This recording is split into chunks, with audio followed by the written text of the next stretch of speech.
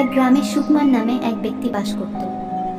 একদিন সে বলে, আমাদের গ্রামে যদি একটা হাট বাজার থাকতো তাহলে একটু বেশি কলা বিক্রি করা যেত।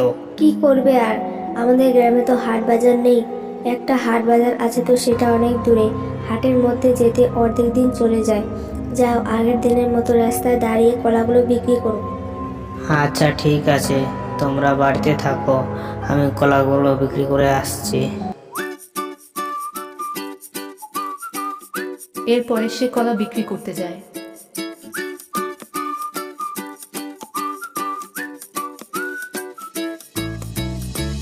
তাকে কলা বিক্রি করতে যেতে দেখে দুই দুষ্টু লোক বলে,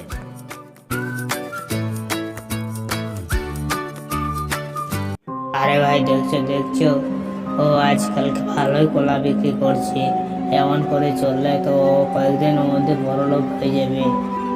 হ্যাঁ তাই তো, কি করা যায়? চলো ওর কলার বাগানের সব কলার গাছ কেটে ফেলি আর কলাগুলো ঠেলাই করে নিয়ে আসি।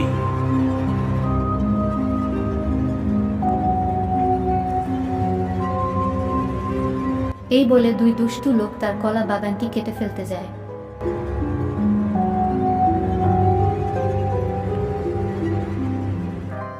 এদিকে সে এক গ্রামে গিয়ে রাস্তার পাশে কলা বিক্রি করতে থাকে। সব কলার গাছগুলো তো কেটে ফেললাম, চলো এই কলাগুলো নিয়ে এখন বাড়িতে চলো। কয়েকদিন পর এই কলাগুলো দূরের হাট বাজারে গিয়ে বিক্রি করে দেব। এখন এই কলাগুলো বাড়িতে নিয়ে যাই।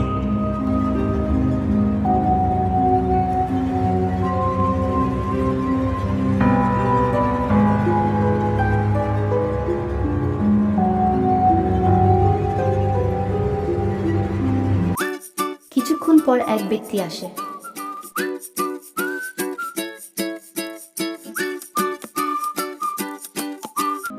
আরে ভাই, কত করে কলা বিক্রি করছো? আমাকে 1 হালা কলা দাও। আরে দাদা, মাত্র 20 টাকা করে, নিয়ে যাও দাদা।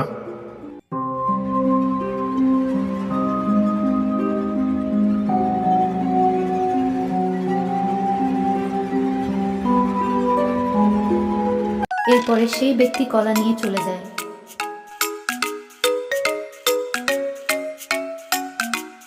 এমন করে শেষে সব কলা বিক্রি করে বাড়িতে আসে।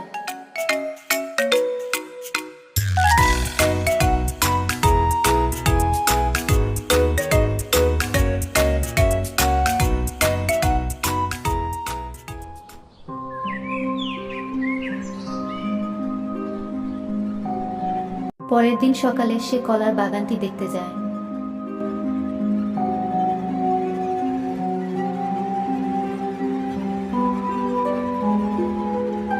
কিছুক্ষণ পরে কলার বাগানটিতে পৌঁছে গিয়ে সে বলে, হায় হায় রে, কে আমার কলার বাগানটা কেটে ফেলেছে? শয়তান মানুষ কোথাকার! আমি এখন কি করব, কি বিক্রি করব? কিছুক্ষণ মন খারাপ করে বসে থাকে। এরপরে সেখানে দেবী মা প্রকট হয় আর বলে, বৎস, তুমি মন খারাপ করে বসে আছো কেন? দেবীমা, আমার কলার বাগানটি কেউ কেটে ফেলেছে, কি করবে এখন? আমি যে কলা বিক্রি করে আমার সংসার চালাই, কি করে খাবো এখন আমরা?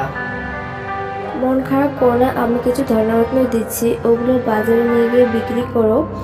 আর পরে নতুন করে কলার বাগান লাগাবে। এরপরে আমি তোমার কলার বাগানটি দেখবো। এই নাও কিছু ধনরত্ন।